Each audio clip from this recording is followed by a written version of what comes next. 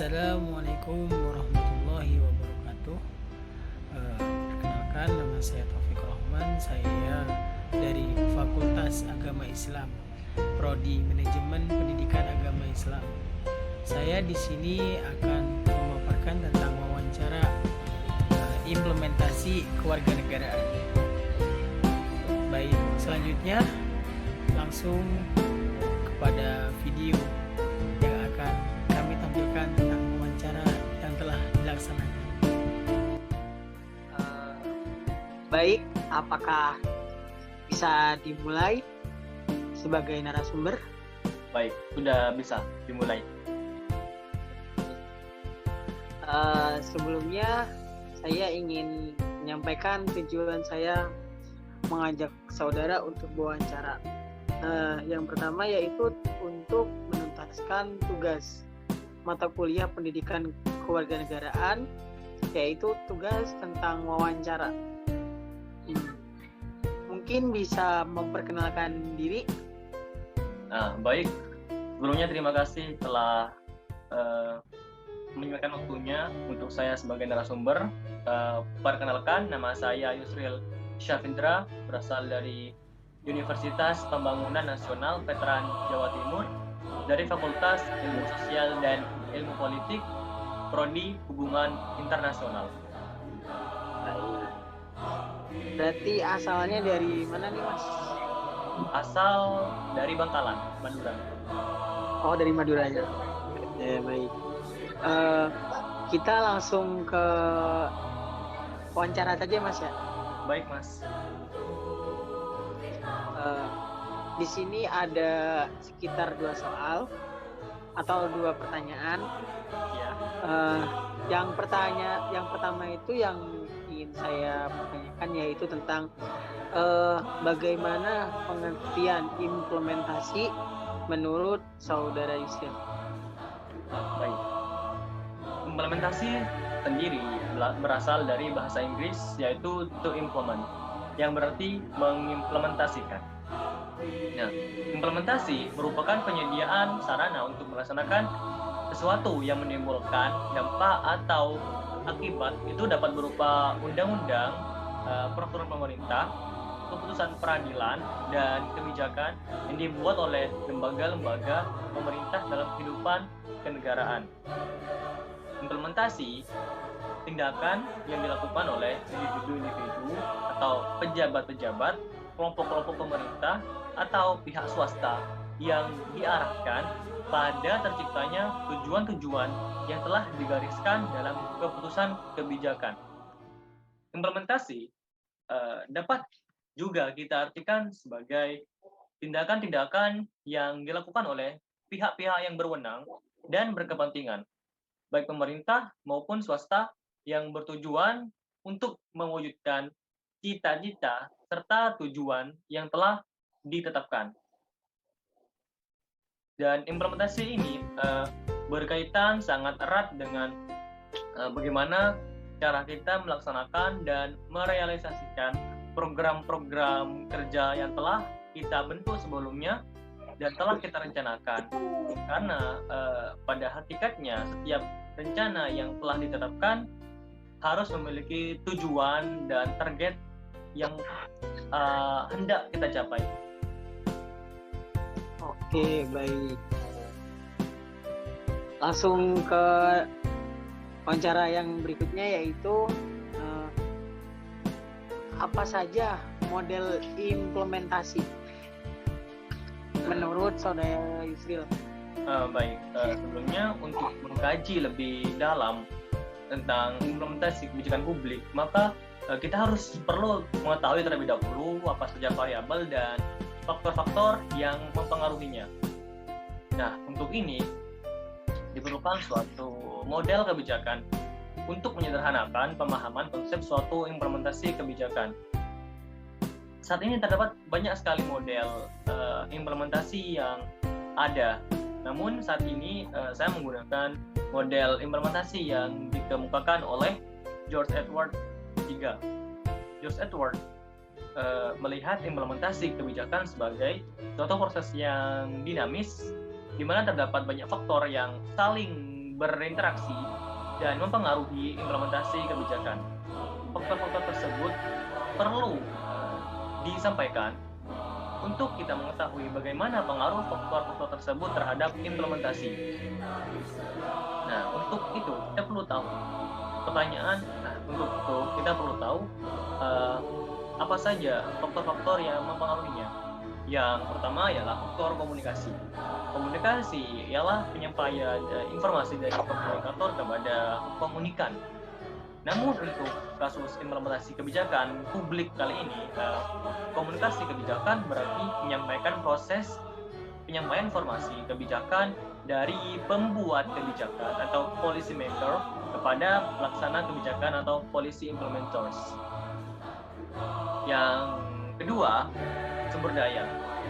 Sumber daya memiliki peran yang sangat penting dalam implementasi kebijakan. Dapat kita artikan bahwa bagaimanapun jelas dan konsistennya ketentuan-ketentuan dan aturan-aturan serta bagaimanapun akuratnya penyampaian ketentuan-ketentuan atau aturan-aturan yang telah direncanakan. Namun, jika para pelaksana kebijakan yang bertanggung jawab untuk melaksanakan kebijakan tersebut kurang mempunyai sumber-sumber daya untuk melaksanakan kebijakan secara efektif, maka implementasi kebijakan tersebut tidak akan efektif. Sumber daya yang saya maksud di sini berkaitan erat untuk mendukung keberhasilan implementasi kebijakan. Sumber daya ini dapat berupa sumber daya manusia, sumber daya anggaran, sumber daya fasilitas, sumber daya informasi, dan kewenangan. Yang pertama, sumber daya manusia atau staff. Implementasi kebijakan tidak akan berhasil tanpa adanya dukungan dari sumber daya manusia yang cukup kualitas dan kuantitasnya. Kualitas sumber daya manusia berkaitan erat dengan keterampilan, dedikasi, profesionalitas, dan kompetensi di bidangnya masing-masing. Sedangkan kuantitas ialah apakah dengan penduduk kita yang 270 juta jiwa ini sudah mencukupi dalam implementasi kebijakan ini. Yang kedua ialah anggaran. Dalam suatu kebijakan publik yang pastinya berkaitan dengan anggaran, karena suatu program tidak akan berjalan apabila tidak ada anggaran atau keuangan. Yang ketiga adalah fasilitas. Fasilitas atau prasarana merupakan faktor yang berpengaruh, karena pengadaan fasilitas yang layak seperti gedung, tanah, dan peralatan perkantoran atau pembangunan akan menunjang dalam keberhasilan suatu program atau kebijakan. Yang keempat adalah informasi dan kewenangan. Informasi menjadi faktor yang penting dalam implementasi kebijakan, karena informasi yang relevan dan cukup terkait bagaimana implementasi suatu kebijakan, seperti mungkin ada kebijakan kita yang sama juga dengan kebijakan negara lain, maka kita dapat menggunakan informasi dari negara lain untuk kita gunakan ke negara kita sendiri. Sementara wewenang berperan penting dalam meyakinkan dan menjamin bahwa kebijakan yang dilaksanakan sesuai dengan yang dikehendaki dan juga sesuai dengan hukum dan aturan yang ada. Yang ketiga adalah disposisi atau kecenderungan perilaku atau karakteristik dari pelaksana kebijakan berperan penting untuk mewujudkan implementasi kebijakan sesuai dengan tujuan atau sasaran. Karakter penting yang harus dimiliki oleh pelaksana kebijakan, misalnya kejujuran dan komitmen yang tinggi, karena apabila proyek, kebijakan atau program yang kita buat dikelola oleh orang yang tidak kompeten di bidangnya dan korup, maka program-program atau kebijakan-kebijakan yang kita buat tidak akan memakan waktu lebih lama dan bahkan tidak berjalan dan malah masuk ke ranah hukum, karena ada pejabat-pejabat yang berkontribusi dalam program atau kebijakan ini yang berperilaku korup dan tidak kompeten. mute. Oke, baik. Dari beberapa peranan yang telah disampaikan oleh saudara Yustil bahwa bisa disimpulkan implementasi negara itu memiliki beberapa faktor yang harus kita pahami untuk kepentingan negara dan berbangsa ke depannya. Mungkin itu saja. Terima kasih kepada saudara Yustil Safindra sebagai narasumber. Baik, mungkin itu saja dari kami. Jika ada kekurangan atau salah kata, mohon maaf sebesar-besarnya. Terima kasih. Wassalamualaikum warahmatullahi wabarakatuh. Waalaikumsalam warahmatullahi wabarakatuh. Baik, terima kasih banyak juga kepada saudara Taufikur Rahman. Assalamualaikum warahmatullahi wabarakatuh.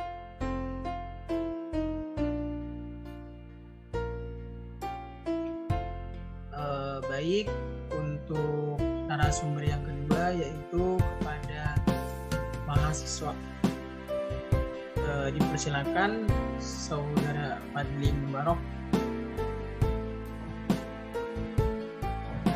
Baik, terima kasih. Perkenalkan, saya Muhammad Fadli Mubarok dari Fakultas Agama Islam Universitas Singapura Bangsa Karawang. Terima kasih. Baik, izinkan saya mewawancarai saudara Fadli. Untuk pertanyaan pertama yaitu tentang apa yang dimaksud dengan implementasi di bidang politik. Baik, terima kasih atas pertanyaan yang telah diberikan. Menurut saya gitu ya, dalam politik ini implementasinya itu mengacu pada pelaksanaan kebijakan publik. Karena faktor-faktor yang memengaruhi implementasi antara lain niat legislatif, kapasitas administrasi, birokrasi, pelaksana, terus identitas kelompok kepentingan dan oposisi serta dukungan presiden atau eksekutif. Nah, dalam hubungan internasional, implementasi ini masih pada tahap pembuatan perjanjian internasional. Nah, tapi ketentuan internasional diberlakukan di dalam negeri melalui undang-undang dan peraturan. Nah, tahap implementasi ini beda dengan ratifikasi perjanjian. Mungkin Oke, baik. Untuk pewawancara yang materi berikutnya yaitu tentang seperti apa tindakan atau contoh-contohnya. baik, terima kasih atas pertanyaan selanjutnya. Saya izinkan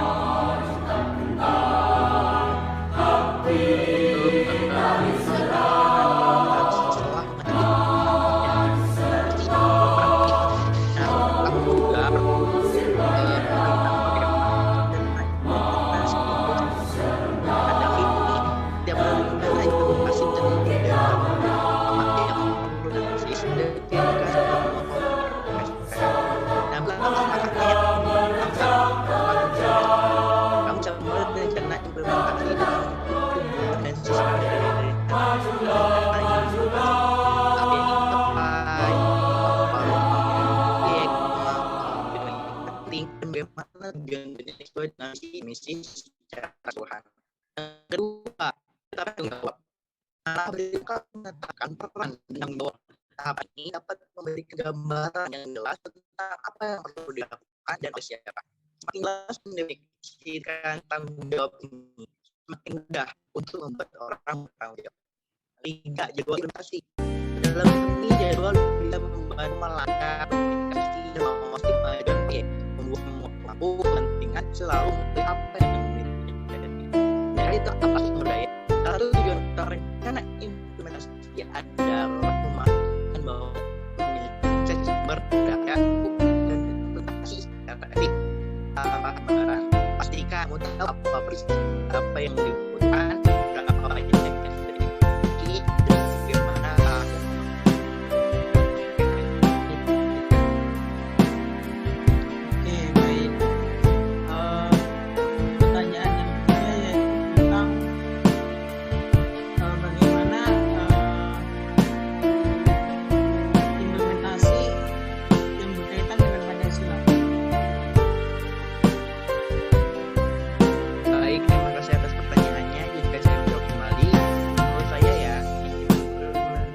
mungkin itu saja yang dapat kita berikan atas beberapa wawancara yang telah kami wawancarai. Kesimpulannya, dari beberapa narasumber tersebut memiliki perbedaan dan pendapat yang masing-masing, yang dimana sudah tertera di dalam Bhinneka Tunggal Ika dan Pancasila tentang perbedaan pendapat yang dapat menuju ke dalam satu rumpun dan satu tujuan. Sekian, wassalamualaikum warahmatullahi wabarakatuh.